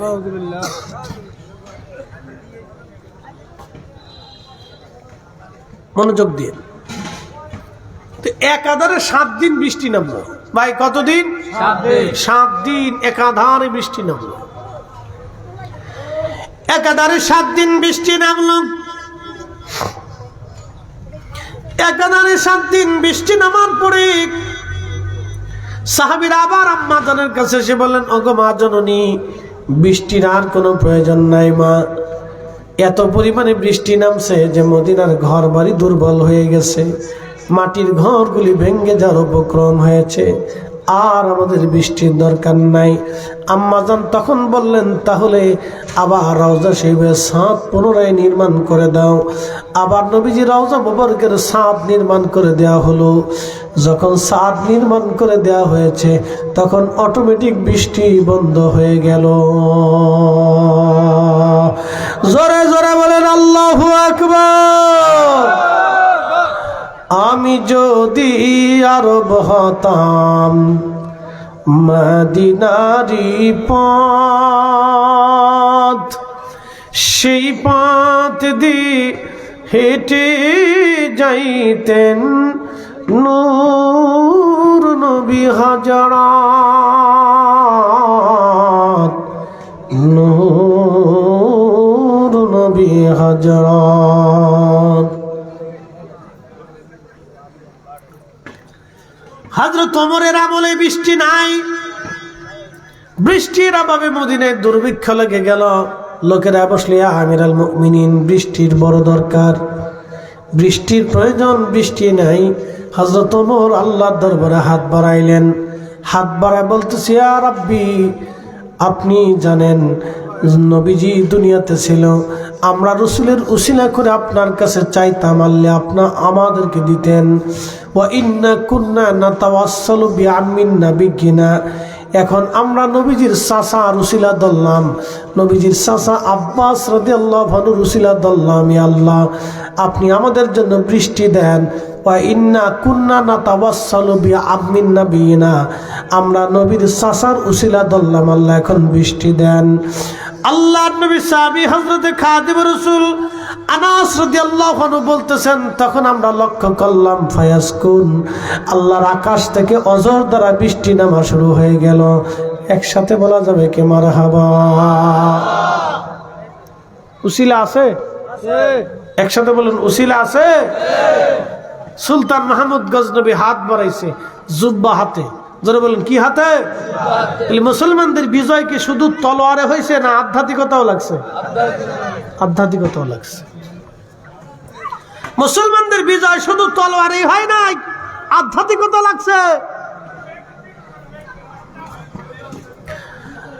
হযরতে সুলতান মাহমুদ গজনবী হাত বাড়াই দিলেন, হাত বাড়াই দিয়ে বলতেছেন, রব্বি আমি তোমার দরবারে হাত বাড়াইলাম, আমি জানি তোমার কাছে চাওয়ার মতো যোগ্যতা আমার নাই আল্লাহ, আমি একজনের জুব্বা হাতে নিয়ে তোমার দরবারে হাত বাড়াইছি, তিনি বলেছেন তুমি যদি এই জুব্বার মালিক যদি তোমার প্রিয় হয় আল্লাহ, এই জুব্বার মালিক যদি তোমার পছন্দের হয় আল্লাহ, ওই ব্যক্তির উসিলায় আজকে মুসলমানদের বিজয় দিয়ে দাও, সোমনাথ মন্দির আমাদের দখলে দিয়ে দাও। একসাথে জোরে বলেন আল্লাহু আকবার। না না, হাত উঁচা করে বলেন আল্লাহু আকবার। বলেন অলি লাগবে কি লাগবে না? অলি আছে না নাই? অলি মানে কি মানি না? আমরা সুন্নিরা যতদিন বেঁচে থাকবো আল্লাহর ওলিদের দামাত পতাকাকে আঁকড়ে ধরে থাকবো। কথা বলেন ঠিক না বেটে?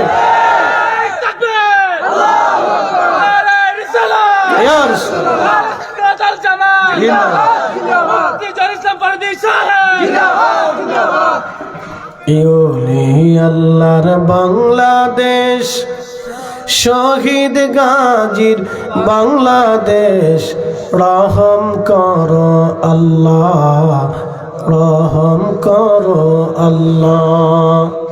ইওলি আল্লাহর বাংলাদেশ, শহীদ গাজীর বাংলাদেশ, রহম করো আল্লাহ, রহম করো আল্লাহ। হাত বাড়ায় বলে, রব্বি জুব্বা বলা যদি তোমার পছন্দের হয়, তোমার মনোনীত হয় আল্লাহ, আমার পীর মুর্শিদ আবুল হাসান কেরকানির উসিলায় তুমি সোমনাথে আজ আমাদেরকে শরম দিও না আল্লাহ, সুলতান মাহমুদ মুসলমানদের বিজয় দিয়ে দাও। এইভাবে হাত বাড়িয়ে বাড়িয়ে চোখের পানি সেরে সেরে সুলতান মাহমুদ কান্না করতেছিল। এইদিকে কান্না করে আমার রব আমার আল্লাহর সাথে সাথে দোয়া কবুল করলেন। দেরি হলো না, আসমানে দোয়া কবুল হয়ে গেল। মুসলমানদের যুদ্ধের মোড় ঘুরে গেল। প্রত্যেকটা মুসলমানের হৃদয়ে জিহাদের জজবা এসে গেল। আর প্রত্যেকটা বিধর্মীদের অন্তরে ভয় আল্লাহ ঢুকিয়ে দিলেন। প্রচন্ড যুদ্ধ শুরু হয়ে গেল। আবার যুদ্ধে মুসলমানরা সোমনাথের সিংহ দরজা ভেঙে ফেললেন। একসাথে বলবেন আল্লাহু আকবার। মুসলিমদের বিজয় হলো।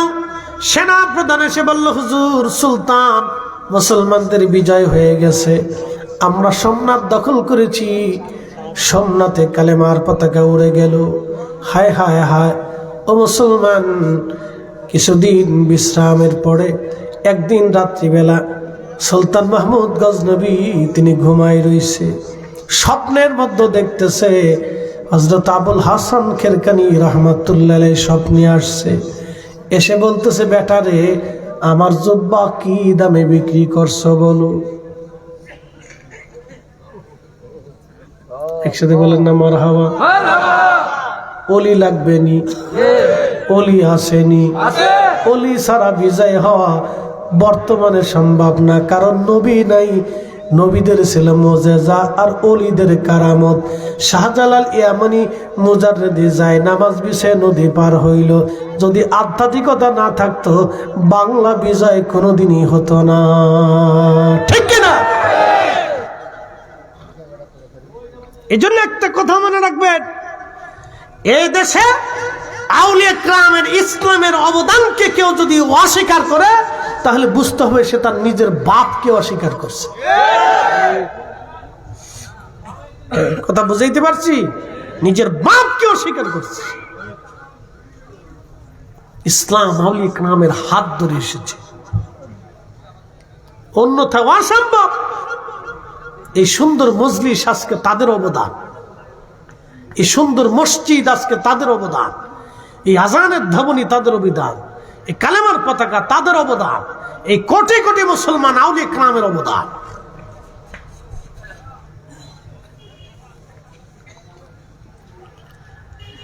বরুড়ার মুসলমান আবুল হাসান খেরকানি রাহিমাহুল্লাহ স্বপ্নে এসে বলতেছে, বেটা, সুলতান মাহমুদ গজনবী আমার জুব্বা কি দামে বিক্রি করছো? ডেকে বলতেছে, হুজুর, আমি আপনার জুব্বার উসিলা করে দোয়া করেছি সোমনাথে মুসলমানদের বিজয়ের জন্য। আল্লাহ আমাদেরকে বিজয় দিয়েছেন।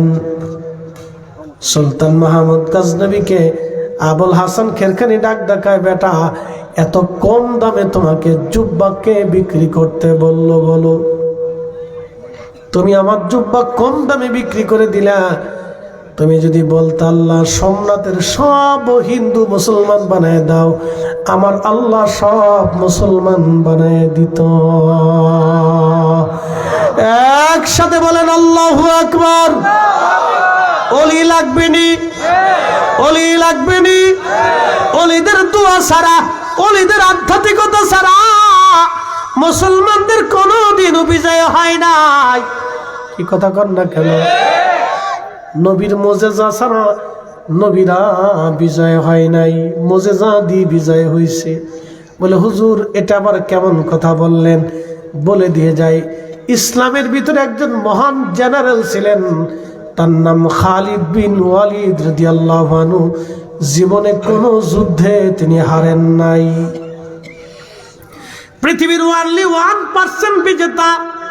সম্রাট আলেকজান্ডার পর্যন্ত হেরেছে, চেঙ্গিস খানও যুদ্ধে হেরেছে, কিন্তু হযরতে খালিদ বিন ওয়ালিদ জীবনে কোনোদিন কোনো যুদ্ধে তিনি হারেন নাই। বলবেন মুফতি ফরিদি, কারণ কি? কেন তিনি যুদ্ধে হারেন নাই? তিনি জীবনে যত জিহাদে অংশগ্রহণ করেছেন সব কয়টা জিহাদ ছিল আল্লাহর নবীর দোয়া।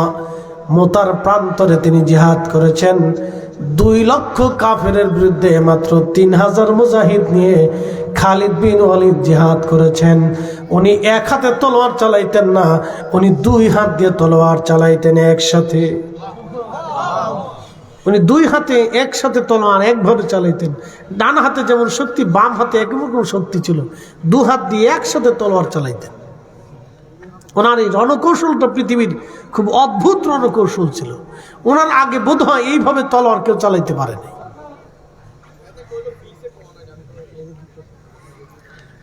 মুতার প্রান্তরে ওনার 8টা তলোয়ার ভেঙে গেল। 8টা তলোয়ার একসাথে বলবেন আল্লাহু আকবার।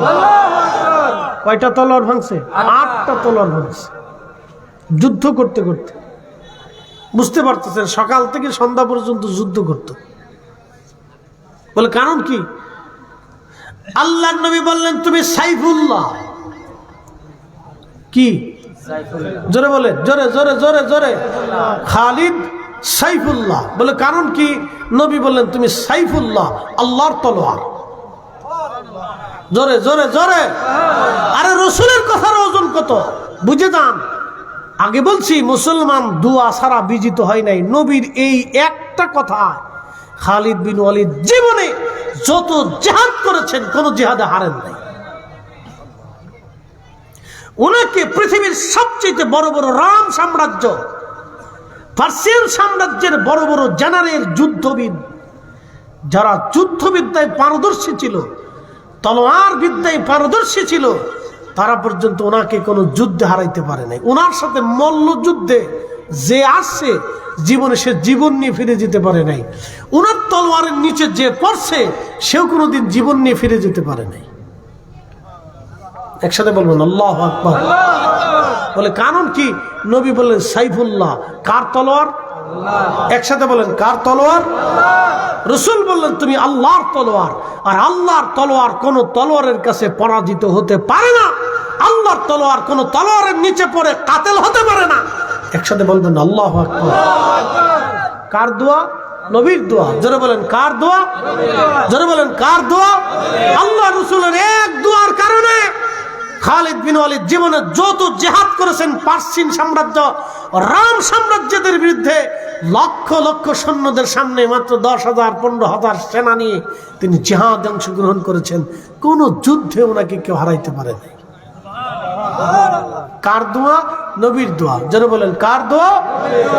এটাও নবীর মুজিজা। কার মুজিজা? নবীর মুজিজা। এই জন্য শুধু শরীয়ত থাকলে হবে না, আধ্যাত্মিকতা না থাকলে বিজয় হওয়া সম্ভব। আধ্যাত্মিকতা থাকতে হবে। আপনারা 8 গরু ছাগল এমনি নিয়ে যান নাই। এমনি মুরিদরা 8 গরু ছাগল নিয়ে যায় না, কিছু কারণেই তো যায়। হুজুরের আধ্যাত্মিকতা ছিল। কি কথা কর না কেন? কি ছিল? আধ্যাত্মিকতা ছিল, কারামত ছিল, কামালিয়াত ছিল। এই কামালিয়াতের কারণে লক্ষ লক্ষ মানুষ ওনার দিকে ছুটে গেছে পাগলের মতো, এখনো যায়। কামালিয়াত ছিল। মুসলমানদের ইতিহাসগুলি আমাদের জানা খুব প্রয়োজন। এগুলি আমরা জানলে আমাদের ইমানি তেজ বাড়ে। কথা ঠিক কিনা?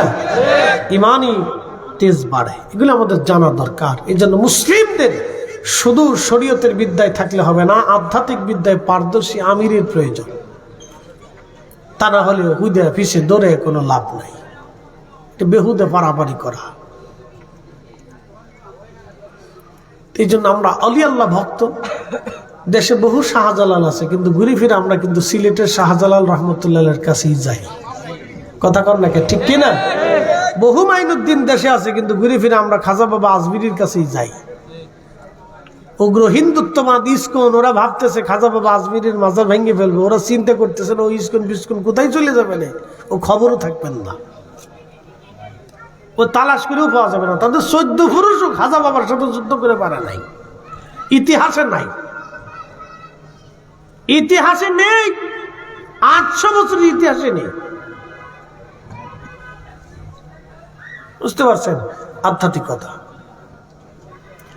সুলতান মোহাম্মদ ঘুরি পাঞ্জাবের সীমান্তে এসে বসে রয়েছে। এই যে শুনে যান শেষ কথা, পাঞ্জাবের সীমান্তে বসে রয়েছে। 1,20,000 সৈন্য নিয়ে দিল্লি আক্রমণ করবে কি করবে না, করবে কি করবে না, করবে কি করবে না চিন্তায় পড়ে মাসের পর মাস ওখানে ঘুমাচ্ছে, বিশ্রাম করতেছে। খাজা বাবা আজমিরি স্বপ্ন দেখাইলেন, তাড়াতাড়ি দিল্লি আক্রমণ করো, আমি এজাজত দিলাম। একসাথে বলবেন আল্লাহু আকবার। সুলতান মোহাম্মদ ঘুরি চিন্তা করলেন, আর বসে থাকা যাবে না, এজাজত হয়ে গেছে। 1,20,000 সৈন্য নিয়ে রওনা। রাজা পৃথ্বীরাজ 3 লক্ষ সৈন্য। কয় লক্ষ? উনি মাত্র 1,20,000 সেনানী।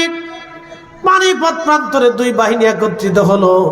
রাজা পৃথ্বীরাজ তার সমস্ত শক্তি প্রয়োগ করলো বিজয়ের জন্য, কিন্তু মোহাম্মদ ঘুরি বিজয় আসে আবার দুর্বল হয়ে গেল।